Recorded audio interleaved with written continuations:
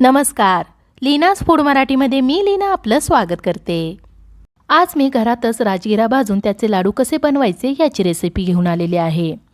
चला तर मग आजच्या या रेसिपीला सुरुवात करूयात. इथे मी 250 ग्रॅम राजगिरा घेतलेला आहे. राजगिरा निवडून घ्यायचा आहे.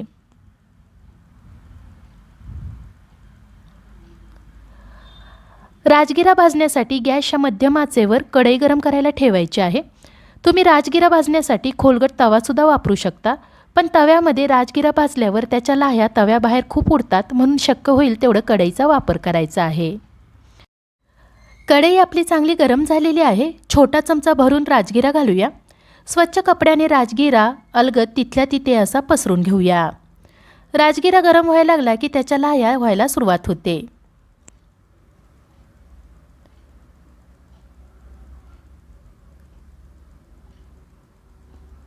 हे बघा, राजगिरा कसा गरम झाला की त्याच्या लाह्या व्हायला सुरुवात झालेली आहे. असंच आपण कपड्याने अलगद फिरवत राहूया. राजगिरा भाजताना गॅसची आच शक्यतो मोठीच ठेवायची आहे. जर कढई नीट तापली नाही तर राजगिरा आपला नीट उमलत नाही.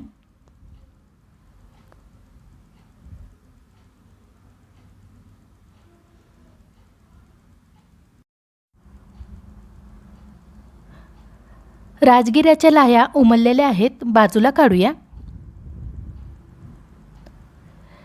याच पद्धतीने आपण सगळा राजगिरा उमलून घ्यायचा आहे.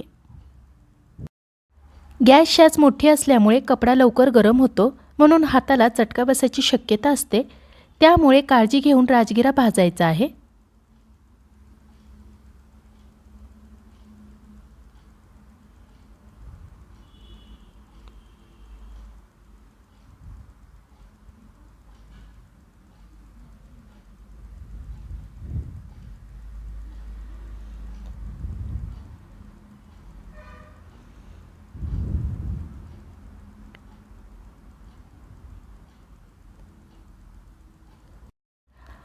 आपले राजगिरे भाजून झालेले आहेत.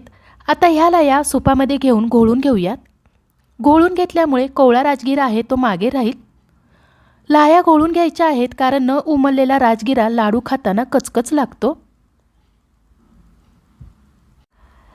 लाह्या आपल्या घोळून झालेल्या आहेत. आता ह्या लाह्या मोजून घेऊयात आणि लाह्याच्या निम्मा गूळ विळीने चिरून घेऊयात. पातेल्यात 1 चमचा तूप घालूया. तूप वितळून घेऊयात.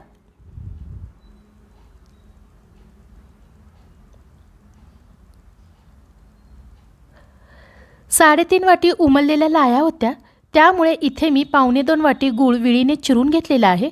तुम्ही गूळ किसून घेतला तरी चालेल. पातेल्यात गूळ घालूया.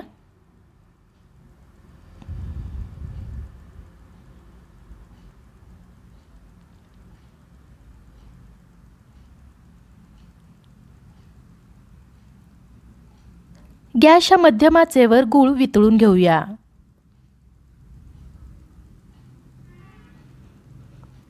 गूळ वितळायला सुरुवात झालेली आहे. गूळ व्यवस्थित हलवून घेऊया.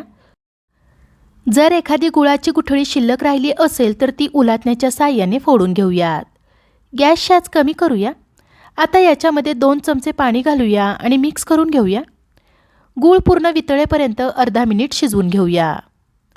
गूळ पूर्णपणे विरघळलेला आहे. गूळ पूर्णपणे विरघळलेला असल्यामुळे लगेचच याच्यामध्ये राजगिऱ्याच्या लाह्या घालूयात. 1 वाटी भाजलेल्या शेंगदाण्याच्या पाकळ्या घालूयात. शेंगदाण्याच्या पाकळ्या लाडूमध्ये खूप छान लागतात. लाह्या आणि शेंगदाण्याच्या पाकळ्या पटापट मिक्स करून घेऊयात.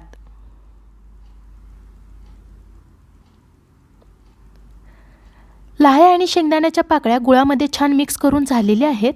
आणखीन 1 ते 2 मिनिट शिजवून घेऊयात. गॅसची आच कमीच ठेवायची आहे. पुन्हा मिक्स करून घेऊया.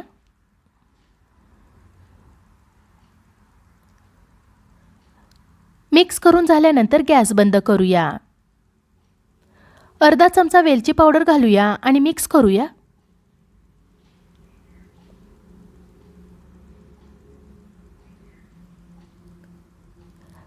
वेलची पावडर मिक्स करून झालेली आहे. आता आपण याचे लाडू बांधायला घेऊयात. राजगिऱ्याचे लाडू गरम असतानाच बांधायचे असतात, म्हणून हाताला पाणी लावून घेऊयात. मिश्रणाचे आता लाडू बांधूयात.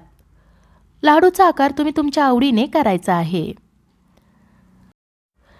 मिश्रण थंड झाले की लाडू बांधले जात नाही, म्हणून मिश्रण गरम असतानाच लाडू पटापट बांधायचे आहे.